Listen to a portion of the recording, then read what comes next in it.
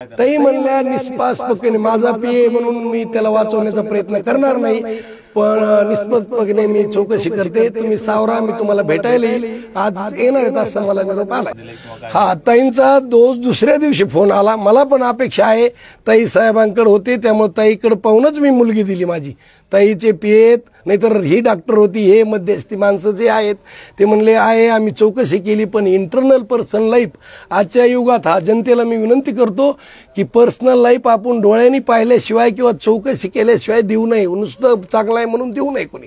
आम्ही ते माहीतच नाही. 2021ला त्यांनी एका मुलीबरोबर त्याचा मी रिपोर्ट बी शेअर केला, मुलीने पाठवून ठेवला होता, पण मला सांगितलं की बा कोणाला सांगू नका. आणि आपली सायन्स बीडच नाही, सगळ्या महाराष्ट्र हिंदू धर्मात मुलगी एकदा दिली म्हणजे गेली. त्यामुळे तिने आम्हाला दडपण दिलं की पप्पा माझा संसार उद्ध्वस्त होईल, तुम्ही सांगू नका. आनंद तो ज्योतीचा मालक होता आरोपी आता सध्याचा, त्यांनी सांगितलं की मी आत्महत्या करीन, तुला मारीन.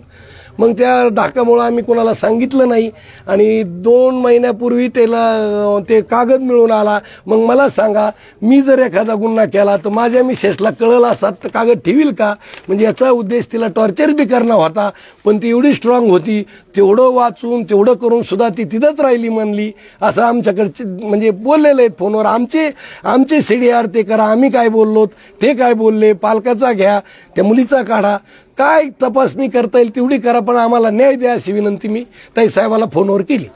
काय म्हणाले ताई म्हणल्या निष्पक्षपणे माझा पीए म्हणून मी त्याला वाचवण्याचा प्रयत्न करणार नाही, पण निष्पक्षपणे मी चौकशी करते. तुम्ही सावरा, मी तुम्हाला भेटायला येईल. आज येणार आहेत असं मला निरोप आला.